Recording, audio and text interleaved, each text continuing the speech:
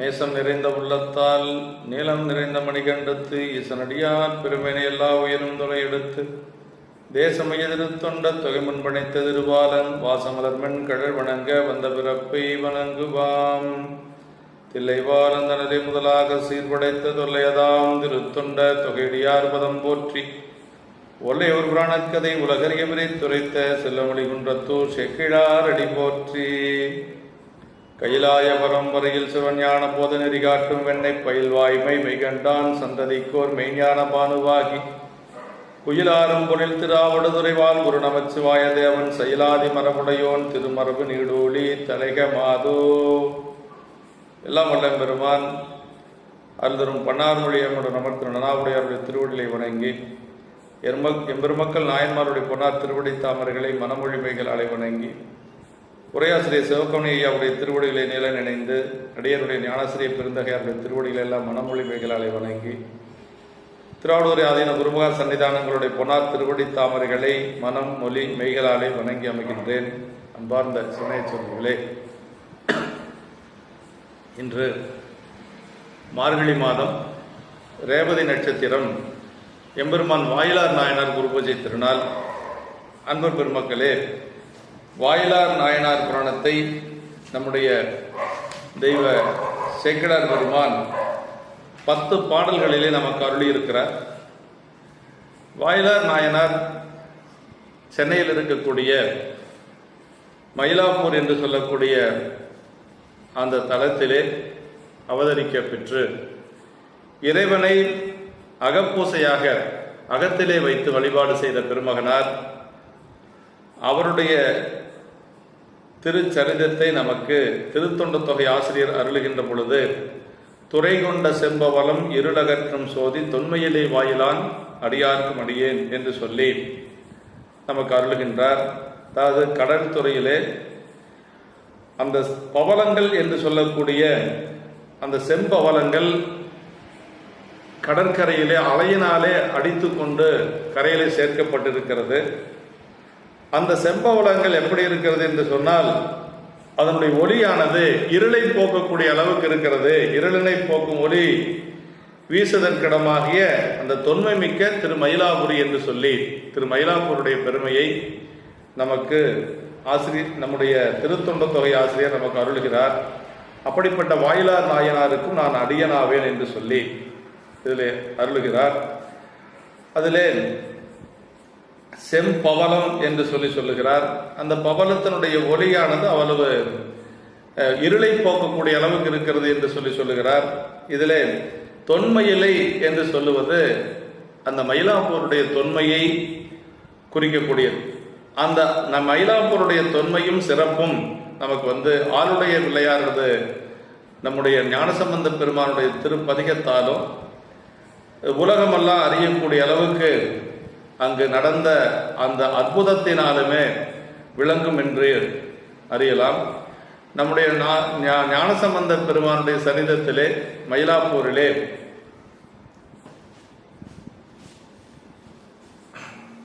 சிவநேசனார் என்று சொல்லக்கூடிய ஒரு அடியவர், அவருக்கு நீண்ட நாட்களாக பிள்ளை பேர் இல்லாமல் இருந்த பொழுது பெருமானுடைய திருவடியை வழுத்தி அடியார்களுக்கும் அவர் அன்னம்பாலிப்பு செய்து அந்த பெண் குழந்தை பிறக்கிறது. பூம்பாவை என்று சொல்லக்கூடிய பெண்.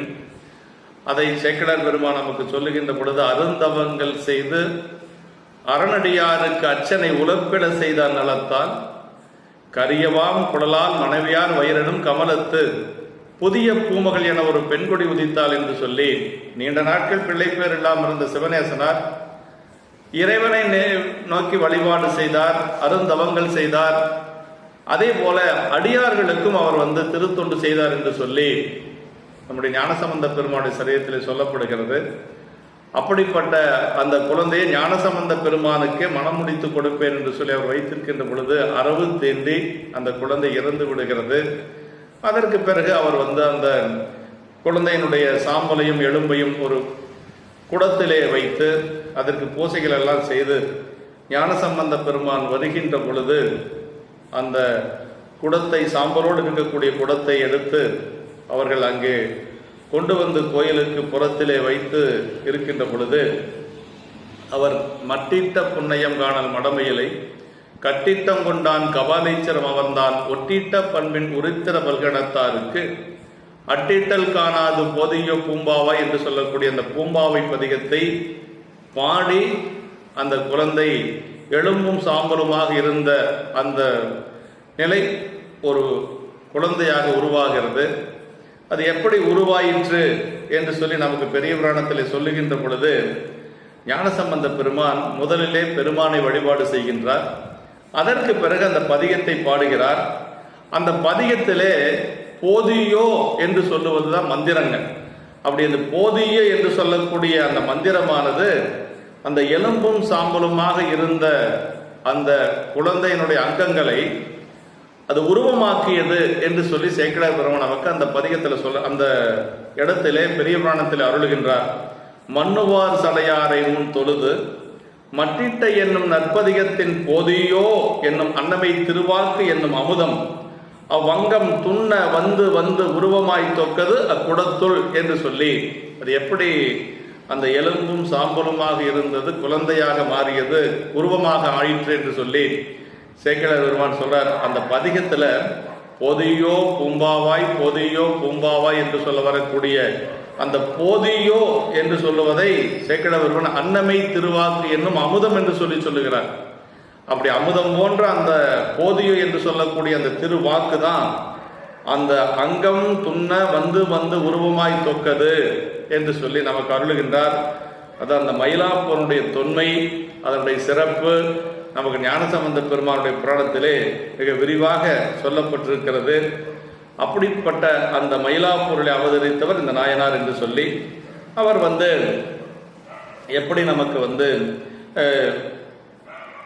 அந்த யோக நிலையில இருந்து அந்த அகப்பூசை செய்து இவன் சிவயோகத்திலே அமர்ந்து பெருமானை வழிபாடு செய்தார் அப்படிங்கிற அந்த பாங்கினை பற்றி நமக்கு நம்முடைய திருத்தொண்டர் திரு அந்தாதி ஆசிரியர் நம்பியாண்டார் நம்பிகள் நமக்கு அருளுகின்ற பொழுது மாறா அருள் அரண் தன்னை மன ஆலயத்து இருத்தி ஆரா அருளால் அணிவிளக்கு ஏற்றி அகமலராம் வீரார் மலரளித்தன் அன்பெனும் மெய் அமிர்தம் கொடுத்தான் வீரார் மயிலையுள் வாயிலான் என்று விளம்புவரே.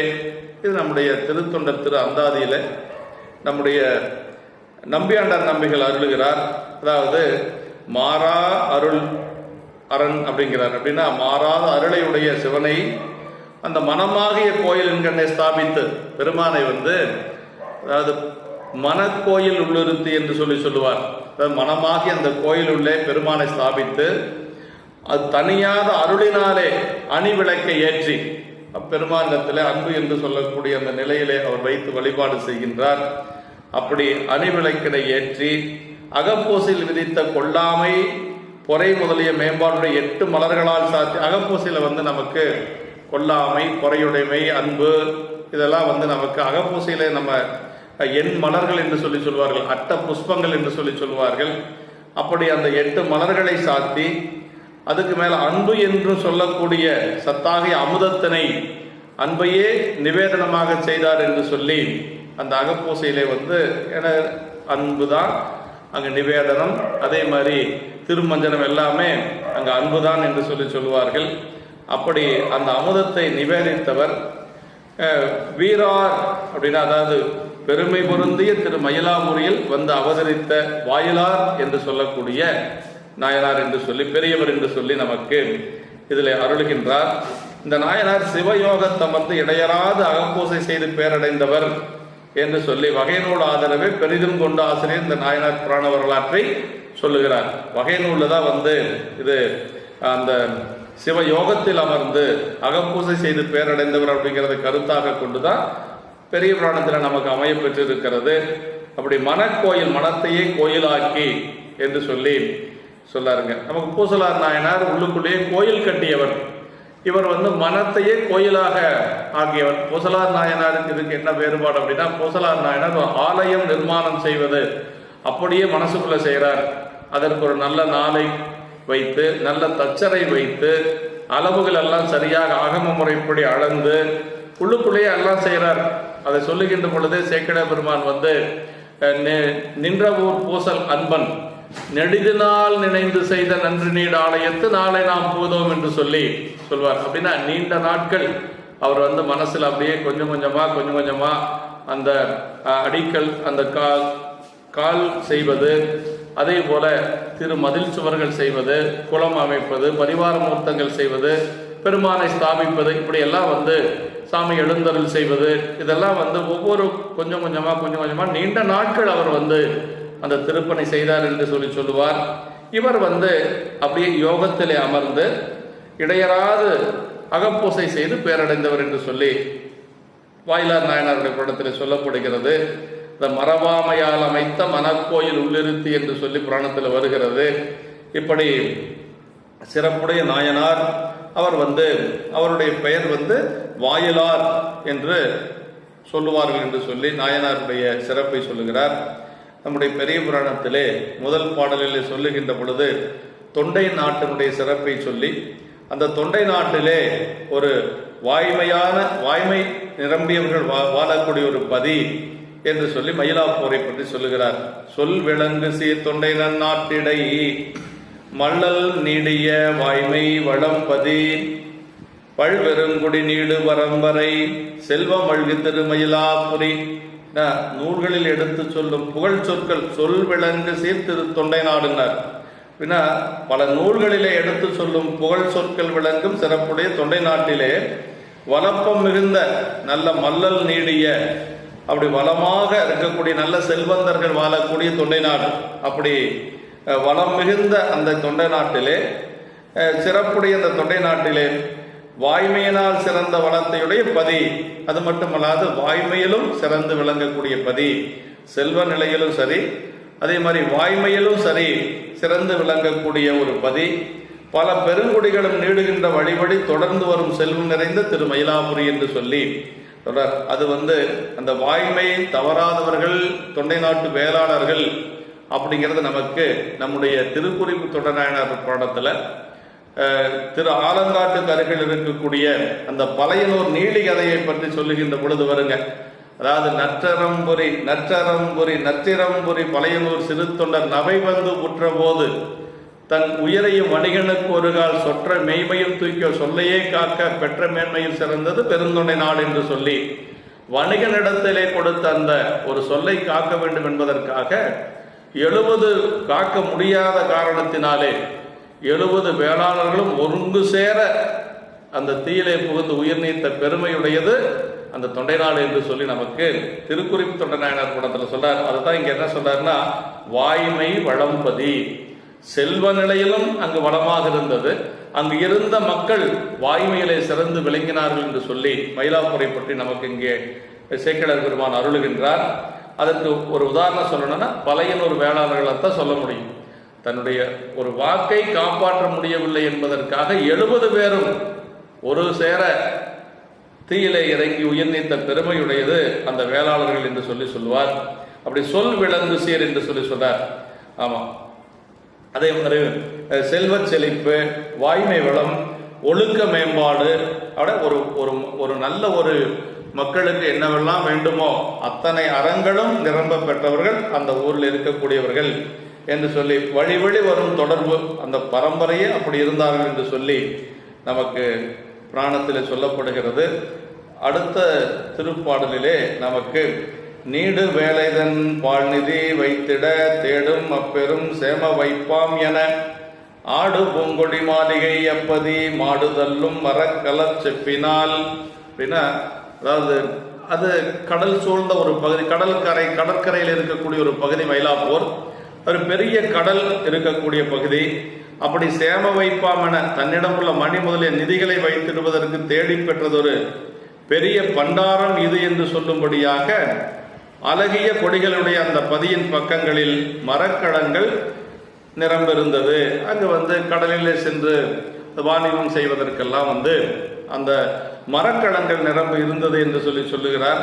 அந்த நிதிகளை எல்லாம் வைத்திடுவதற்கு தேடி பெற்றதொரு பெரிய பண்டாரம் இது என்று சொல்லக்கூடிய அளவுக்கு அங்கு நிரம்பிருந்தது என்று சொல்லி தன்னிடம் உள்ள நிதி குவைகளை எல்லாம் சேர்த்து காவல் பொருந்த சேமித்து வைக்கும் இடம் இதுவே என்று கடல் தேடி இதனடுத்து தள்ளும் என்பது தற்குறிப்பேற்ற அணி என்று சொல்லி இப்படியெல்லாம் அந்த ஊருடைய சிறப்பை சொல்லுகிறார். அதே மாதிரி களம் சொரிந்த கரை கரும் கன்று முத்து அலம்பு முன்னீர் படிந்தனை மேகமும் நலங்கொள் மேதி நன்னாகும் தெரிக்கொனா சிலம்பு தெந்திரை காணலின் சேனலாம் அப்படின்னா அந்த களம் சொரிந்த கரிக்கரும் கன்று முத்து அப்படின்னார். அந்த தெளிந்த அலைகளுடைய ஒலிக்கின்ற தெளிந்த அலைகளுடைய கடற்கரை காணலின் பரந்த நிலமுற்றும் அது கடற்கரை அங்கு அலைகள் வீசிக்கொண்டிருக்கிறது. அந்த தெளிந்த அலைகள் அந்த ஓசையோடு வீசிக்கொண்டிருக்கிறது. அங்கு மரக்கலங்கள் இறக்கிய யானை கன்றுகளும் அப்படியே மரக்கலங்கள் இருந்து வேற வெளி நாடுகளில் இருந்து யானை கன்றுகள் எல்லாம் இறக்குகிறார்கள். அப்புறம் முத்துக்களை கொடைத்தொதுக்கும் கடலில் படிந்தணைகின்ற மேகங்களும் யானை கன்றுகள் கொண்டு இறக்குறாங்க. அதே மாதிரி அங்க மேகக்கூட்டங்கள் இருக்கிறது.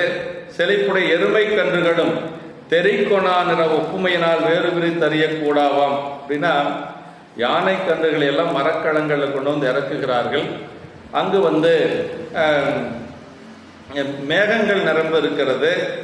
முத்துக்களை குடைத்து கடலில் படிந்தடைகின்ற மேகங்களும் நிரம்பிருந்தது.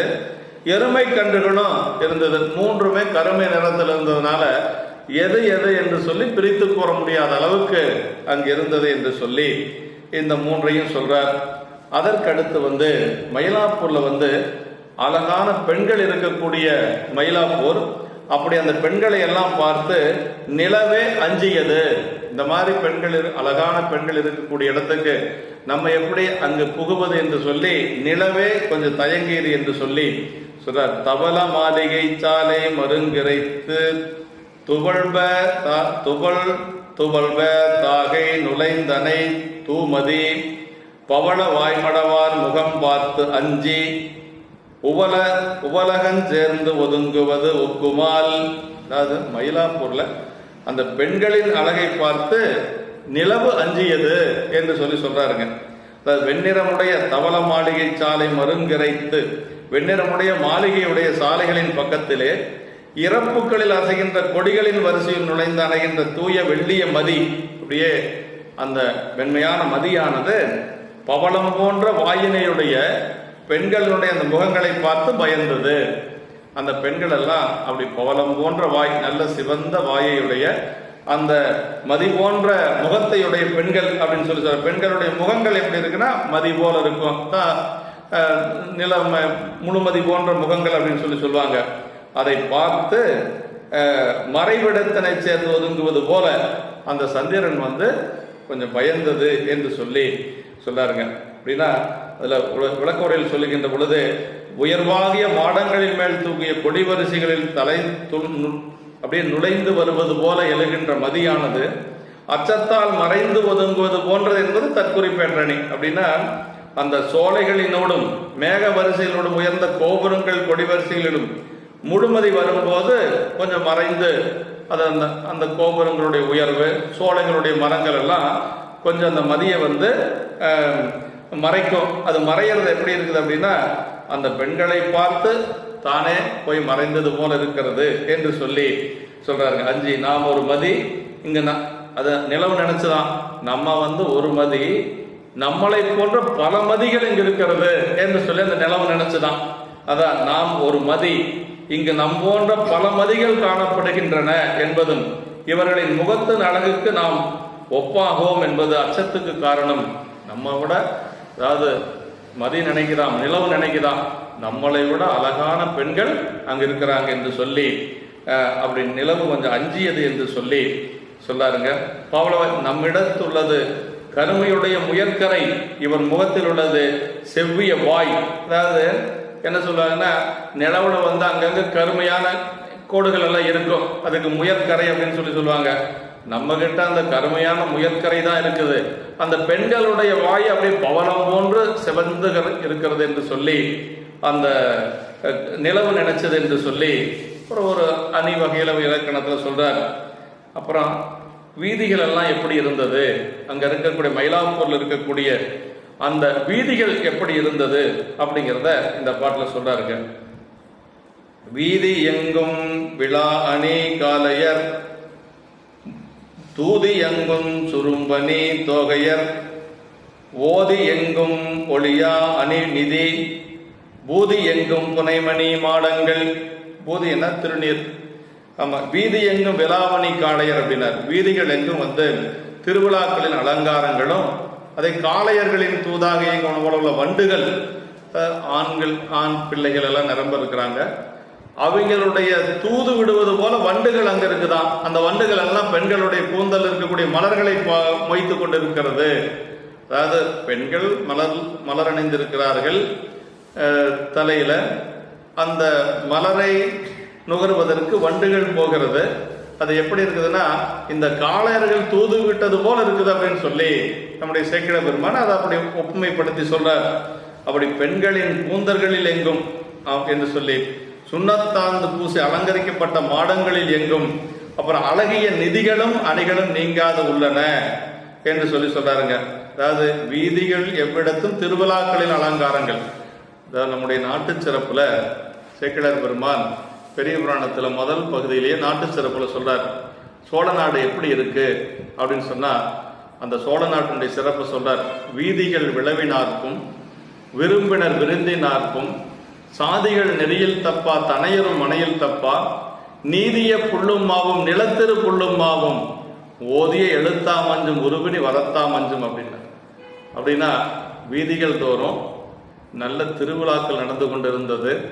அப்புறம் ஒவ்வொரு இல்லங்களிலும் விருந்தினர்கள் வந்து கொண்டிருந்தார்கள். அப்படின்னா நல்லா அந்த ஊர் செழுமையா இருக்குதுன்னு அர்த்தம். வீதிகள் விளைவினார்க்கும் விரும்பினர் விருந்தினார்க்கும், அப்புறம் சாதிகள் நெறியில் தப்பா தனையரும் மனையில் தப்பானார். அப்படின்னா அந்தந்த சாதியை சேர்ந்தவர்கள் அந்தந்த சாதி ஒழுக்க நெறிப்படி வாழ்ந்து கொண்டிருந்தார்கள். அப்புறம் தனையரும் மனையில் தப்பானார். பிள்ளை பேர் இல்லாத வீடுகளே இல்லை, அந்த அளவுக்கு நிறைவாக இருந்தது. அப்புறம் இதுக்கெல்லாம் என்ன காரணம் அப்படின்னா, இன்னும் மக்கள் அங்க பிணி இல்லாத வாழ்ந்தார்களாம். அதுக்கு என்ன காரணம்? 5 எழுத்தை சொல்லிக் கொண்டிருந்தார்கள் சோழ நாட்டிலே. ஓதிய எழுத்தாம் அஞ்சும் உருவினை வரத்தாம் அஞ்சும்னர். 2 5 தான்.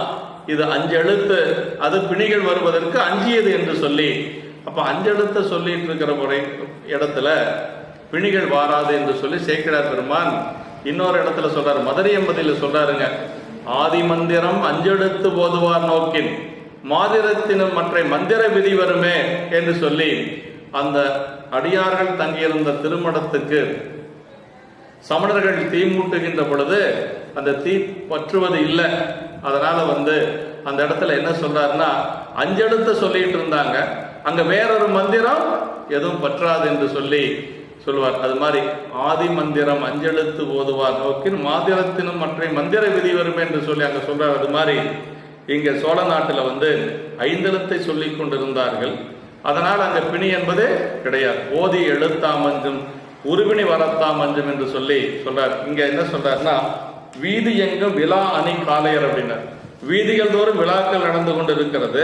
அந்த விழாவிலே காளையர்கள், அந்த அவர்கள் ஆண்கள் நிறைய இருக்கிறாங்க. அவர்கள் வண்டுகளை தூது விடுகிறார்கள்.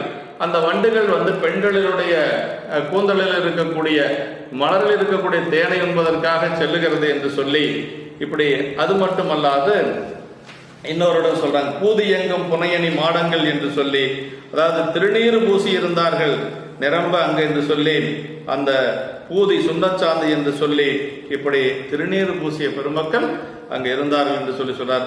காளையர் என்ற காளை போன்ற இளைஞர்கள் என்று சொல்லி பொருள். அது மாதிரி காளையர் பொருட்டு ஊடல் தீர்க்க தலைவையாரிடம் தூது செல்லும் தோகையர் என்று உரைப்பெறும் என்று சொல்லி, தூதாக விடுக்கப்படும் பொருள்களில் வண்டு ஒன்று இல்லைங்களா, வண்டை தூது விடுவது அப்படின்னு சொல்லி சொல்லுவாங்க. இது அது போல இருந்தது என்று சொல்லி சொல்றார். இப்படி பலதர சுவைப்பட உரைக்கன் என்ற ஒப்பற்ற அணிநலம் படைத்தது இந்த பாட்டு என்று சொல்லி சொல்லுகிறார். அதாவது பூதி அப்படின்னா திருநீர் என்று கொண்டு, இது உலக செல்வமும் விபூதி என்னும் வீட்டுலக செல்வமும் மாடங்கள் எங்கும் நிறைந்துள்ளது அப்படின்னா, பூதி என்று சொல்லுவது சிவச்செல்வம் அப்படின்னு சொல்லி சொல்லுவாங்க என்று. இப்படி 2 உலகியல் செல்வங்களும் அங்கு குறையில்லை. அது மாதிரி திருநீட்டு செல்வம் என்று சொல்லக்கூடிய சிவச்செல்வத்துக்கும் அங்கு எந்த ஒரு குறையும் இல்லை என்று சொல்லி மக்கள் இப்படி வாழ்ந்து கொண்டிருந்தார்கள் என்று சொல்லி சொல்றார். அதே மாதிரி அடுத்த திருப்பாட்டில் மண்ணு சீர்மயிலை திருமாநகர் தொன்மை நீடிய சூத்திர தொல்குளம் நன்மை சான்ற நலம் பெறத் தோன்றினார் தன்மை வாயிலார் என்னும் தபோதனர். மண்ணு சீர் மயிலை திருமாநகர் அப்படின்னார். அப்படின்னா நிலை பெற்ற சிறப்பையுடைய அந்த மயிலாபுரி என்னும் இந்த பெரும் திரு நகரிலே தொன்மை நீடிய பழமையால் சொன்னோம் இல்லைங்களா, வேளாண்மையுடைய குலம் அதுதான் ரொம்ப தொன்மையான குலங்க. தொன்மை நீடிய சூத்திர தொல்குலம் அப்படின்னார். வேளாளர்கள் என்று சொல்லக்கூடிய அந்த சூத்திரர் என்னும் பழங்குலமானது நன்மைகள் எல்லாவற்றிலும் சிறந்த நலம் பெறும்படி வந்து அவதரித்தார். அப்படி சூத்திர தொல்குலம் நன்மை சார்ந்த நலம் பெற தோன்றினார். அந்த வேளாளர் குலத்தில் வந்து அந்த சூத்திர நற்குலம் என்று சொல்லக்கூடிய பழங்குலமானது நன்மைகள் எல்லாவற்றிலும் சிறந்த நலம் பெறும்படி நாயனார் வந்து அவதரித்தார் என்று சொல்லி அவரை பற்றி சொல்லுகின்ற பொழுது தன்மை வாயிலார் என்னும் தபோதனர் அப்படின்னார்.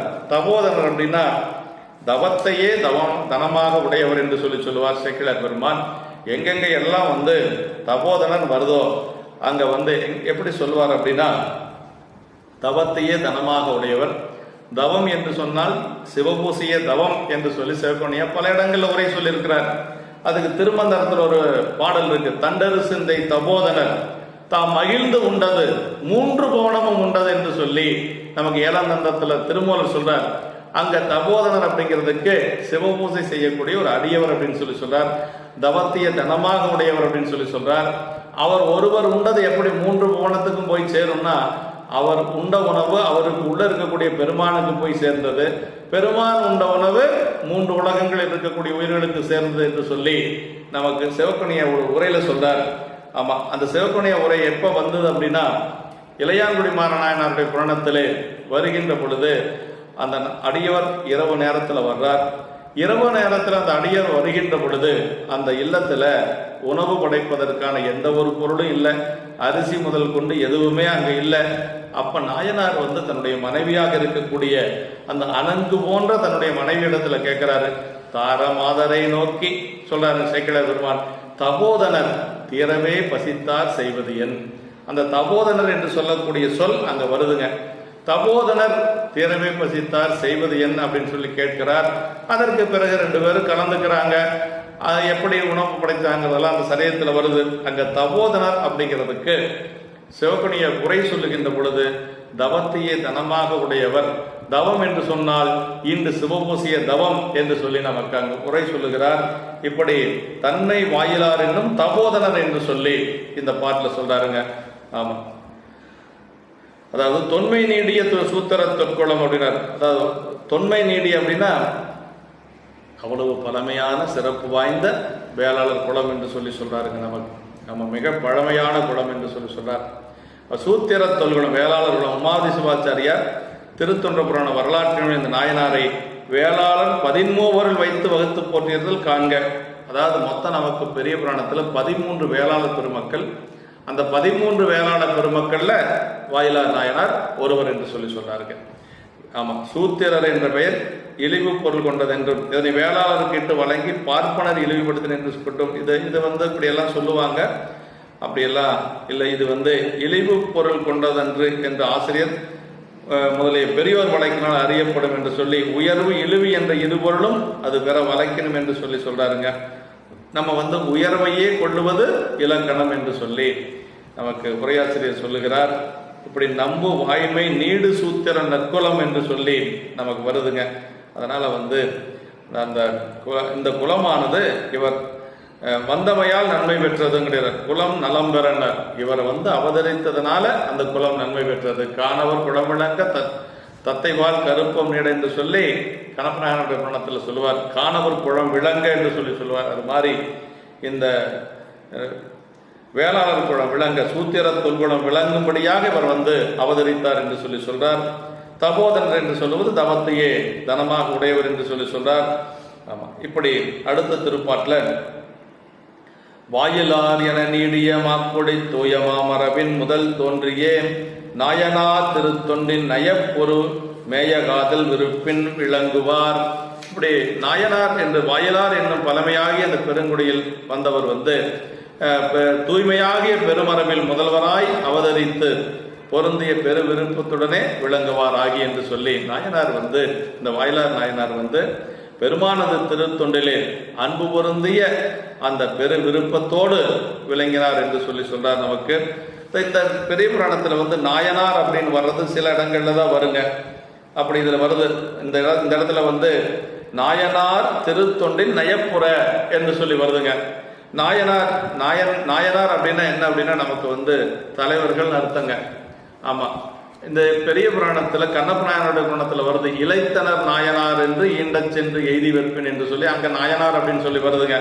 நமக்கு வழிகாட்டியாக இருக்கக்கூடியவர்கள் அப்படின்னு சொல்லி நமக்கு உரையாசிரியர் சொல்வார்.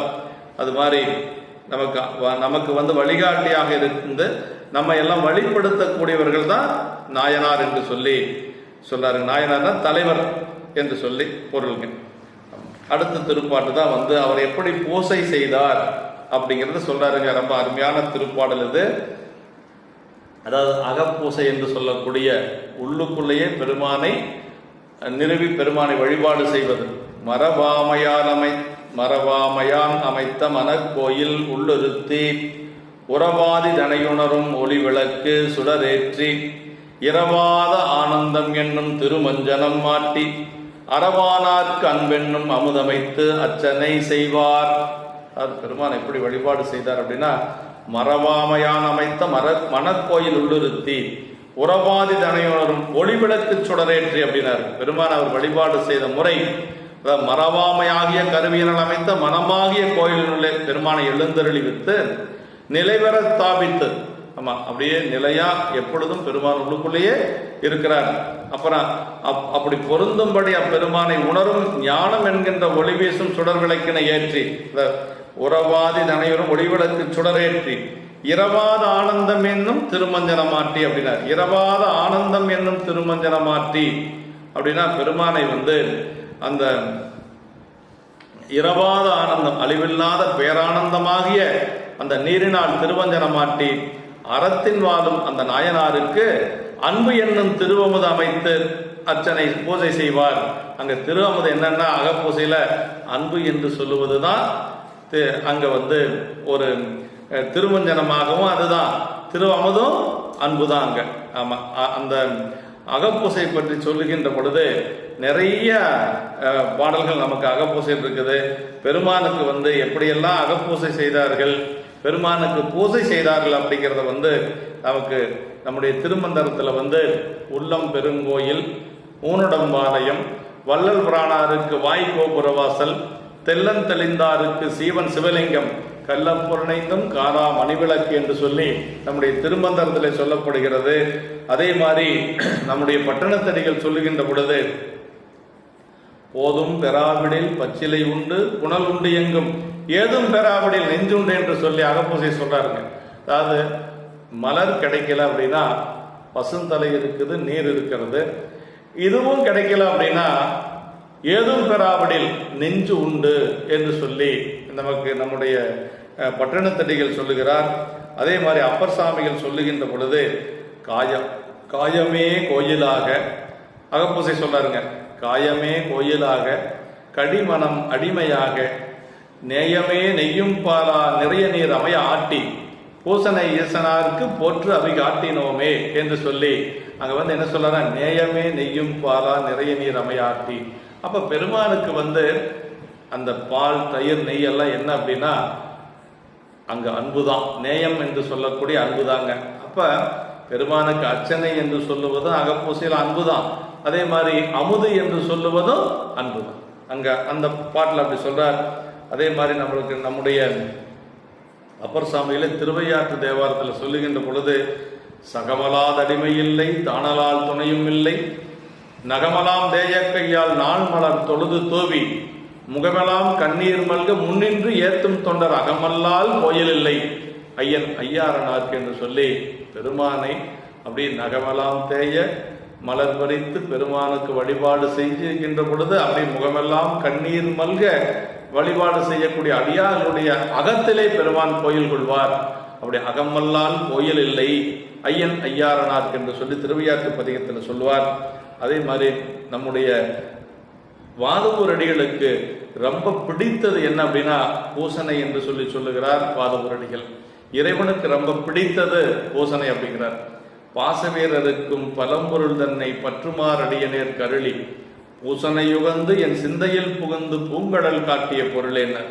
அப்ப பெருமான் எதுக்கு உகந்து வருவார் அப்படின்னா பூசனை உகந்து என் சிந்தையில் புகுந்து பூங்கடல் காட்டிய பொருளே தேசுடை விளக்கே செழுந்துடன் மூர்த்தி செல்வமே சிவபெருமானே ஈசனே உன்னை சிக்கன பிடித்தேன் எங்களும் தருளுவது இனியே என்று சொல்லி இறைவன் அந்த பூசனையை விரும்பி ஏற்றுக்கொள்வார் என்று சொல்லி நமக்கு வாதவூர் அடிகளும் சொல்லுகிறார். அதே மாதிரி நம்முடைய சாத்திரங்களிலே வருகின்ற பொழுது நமக்கு சாத்திரங்களிலே சொல்லுகின்ற பொழுது அந்த ஆன்மஸ்வரூபத்தை நமக்கு சொல்லுகிறார். ஆன்மஸ்வரூபத்தை அதாவது சாஸ்திரத்தில் நமக்கு திருக்கழைற்றுப்படியார் என்று சொல்லி அந்த ஒரு நூலிலே வருகின்ற பொழுது அந்த திருக்கழைற்றுப்படியாரில் சொல்றார், தம்மில் சிவலிங்கம் கண்டு அதனை தாம் வணங்கி தம் அன்பால் மஞ்சள் நீர் தாமாட்டி தம்மையொரு பூவாக பூ அழியாமல் கொடுத்து பூசித்தால் ஓவாமையென்றே உடல் என்று சொல்லி நமக்கு அந்த திருக்கழிற்றுப்படியார்ல அகப்பூசையில இதை சொல்றாருங்க. தம்மில் சிவலிங்கம் கண்டு அதனை தாம் வணங்கி தம் அன்பால் மஞ்சள் நீர் தாமாட்டி அங்க திருமஞ்சனம் என்னன்னா அன்பு. ஆமா, அங்க அன்பினாலே மஞ்சள் நீர் தாமாட்டி தம்மையொரு பூவாக பூவழியாமல் கொடுத்து பூசித்தார். அப்படின்னா அதுக்கு என்ன சாத்திரத்தில் சொல்லணும்னா ஆன்மஸ்வரூபத்தை ஒப்பில்லாத திருப்பள்ளி தாமமாக மயங்காமல் அதனை சாத்தி தம்மையொரு பூவாக பூ அழியாமல் கொடுத்து என்று சொல்லி அந்த ஆன்மஸ்வரூபத்தையே அந்த ஒப்பில்லா ஒரு திருப்பள்ளி தாமமாக நாம கொடுக்கணும் என்று சொல்லி அப்படி மயங்காமல் அதனை சாத்தி தம்மையொரு பூவாக பூ அழியாமல் கொடுத்து பூசித்தால் ஓவாமை என்றே உடல். இந்த உடம்பு மீண்டும் நமக்கு இருக்காது. பெருமான் திருவருளால் நமக்கு பெருமான் ஞான முக்தி பேர் கொடுப்பான் என்று சொல்றார். இது ஞானத்தில் சரியை, ஞானத்தில் கிரியை, ஞானத்தில் யோகம் என்று சொல்லக்கூடிய உயர்ந்த நிலையிலே வழிபாடு செய்யக்கூடிய நிலையை நமக்கு திருக்கழிற்றுப்படியார் இந்த பாடல் சொல்லுகிறது. அப்படி இந்த அகப்பூசை என்று சொல்லுவது ஞானத்திலே செய்வது, ஞானத்திலே நிற்கக்கூடிய பெரியவர்கள் செய்யக்கூடியது. ஞானத்தில் சரியை, ஞானத்தில் கிரியை, ஞானத்தில் யோகம் என்று சொல்லக்கூடியது என்று சொல்லி நமக்கு சொல்றார். இந்த திருப்பாட்டு அகப்பூசை விதி விளக்காய் அமைந்த உறுதிப்பாடு உடையது என்று சொல்றார். அதே மாதிரி இதுக்கு அந்தர்யாக பூசை என்று சொல்லி சிவ ஆகமங்களிலே சொல்லப்படுகிற அந்தர் யாகம்னா உள்ளுக்குள்ளேயே அந்த யாகம் செய்வது என்று சொல்லி அந்த அந்தர் யாகம் தன்னை ஞான பூசையார் இறைவரது தானம் ஆன்ம சுத்தி யாகம் என்பது ஞான சாத்திரம். அந்தர் யாகம் தன்னை ஞான பூசையாய் இறைவரது தானம் ஆன்ம சுத்தி யாகம் என்று சொல்லி ஞான சாத்திரம் சொல்லுவது போல அந்த மரவாமையால் அமைத்த மனக்கோயில் என்று சொல்லுவது அந்த மரவாமை என்று சொல்லக்கூடிய சாதனம் கொண்டு அமைத்த மனமாகிய கோயில். பெருமானை எப்படி வழிபாடு செய்யணும்னா நித்தமும் வழிபாடு செய்யணும். அதாவது எப்பொழுதும் மறவாத பெருமானை வழிபாடு செய்து கொண்டு இருக்கணும். தம்பிரானை தன் உள்ளம் தலையவன் அப்படின்னு சொல்லுவார் சுந்தரரை பற்றி சொல்லுகின்ற பொழுது. நம்ம தம்பிரானை தன் உள்ளம் தலையவன் எப்பொழுதும் மனதுரை வைத்து வருடி கொண்டிருப்பவர் என்று சொல்லி உபமன்ய முனிவர் சொல்வார் திருமலை சிறப்புல. அது மாதிரி பெருமானை மன ஆலயத்தில் இருத்தி என்று சொல்றாருங்க. அதான் உள்ளம் பெருங்கோயில் ஊனடம்பு ஆலயம் என்று சொல்லி திருமந்திரம் நமக்கு சொல்லுவது என்று சொல்லி ஆதி இறைவர் என்று சொல்லி பெருமானை இப்படி உணரும் ஒளிவிளக்கு சுடர் அப்படின்னா ஒன் சுடர் ஞான விளக்கினை ஏற்றி என்று சொல்லி தேவாரத்தில் சொல்லுவது போல சொல்றார். இரவாத ஆனந்தம் அப்படின்னா இவை ஏனைய எல்லாம் ஒரு கால் கெட்டு ஒளியும் பெருமானிடத்தில் இருக்கக்கூடிய வைக்கக்கூடிய அந்த சிவ அனுபவமாகிய ஆனந்தம் ஒன்றே கெடாததுங்கிறார். ஆமா, இரவாத ஆனந்தம்னா என்னன்னா பெருமானிடத்திலே இருக்கக்கூடிய சிவ அனுபவமாகிய ஆனந்தம் ஒன்றுதான் கெடாதது. அதான் இரவாத இன்பன்பு வேண்டிப்பின் வேண்டுகின்றார் பிறவாமை வேண்டும் என்று சொல்லி நமக்கு அம்மையார் சொல்லுவது போல அந்த இரவாத அன்பு என்று சொல்லுவது என்ன அப்படின்னா இறைவனிடத்தில் இருக்கக்கூடிய சிவ அனுபவமாகிய அந்த ஆனந்தம், அந்த அன்புதான் நிலையானது என்று சொல்லி சொல்றார்.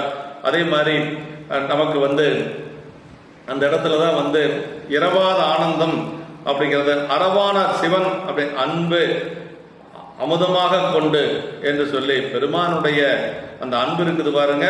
அதுதான் இறைவன் அந்த அன்பை நுகர்வதற்காகத்தான் சிறு தொண்டர் இல்லத்துக்கு கைலாயத்திலிருந்து சாமி திருச்செங்காட்டங்குடிக்கு வந்தாராம். சேக்கிழ பெருமான் அந்த இடத்துல சொல்றாரு, அவருடைய மெய்த்தன்மை அன்பு நுகர்ந்து அருளுதற்கு விடையவர்தாம் சித்தமகில் வையரவராய் திருமலை நின்று அணைகின்றார் என்று சொல்லி சொன்னார்.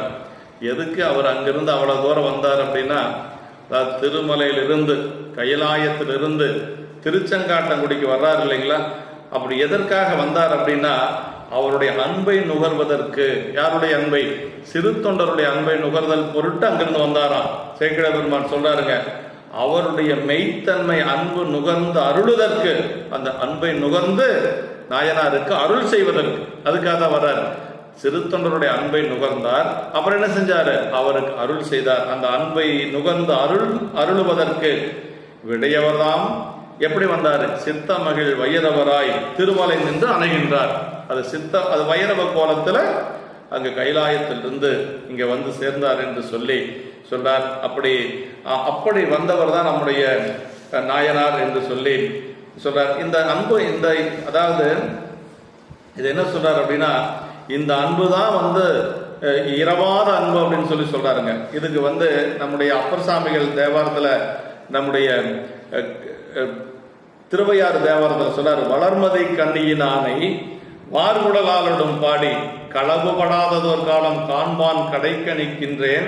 அந்த பாட்டில் சொல்றாருங்க, அளவுபடாததோர் அன்போடு ஐயார் அடைகின்ற போது இளமன நாகுதழுவி ஏறு வருவன கண்டேன் அவர் திருப்பாதம் கண்டறியாதன கண்டேன்கிறாரு. இந்த பாட்டில் அளவுபடாததோர் அன்போடு ஐயார் அடைகின்ற போதுன்னாரு. அப்போ அளவுபடாததோர் அன்பு அப்படின்னா என்னன்னா, இறைவனிடத்தில் வைக்கக்கூடிய அன்பு ஒன்றுதான் அளவுபடாத அன்பு.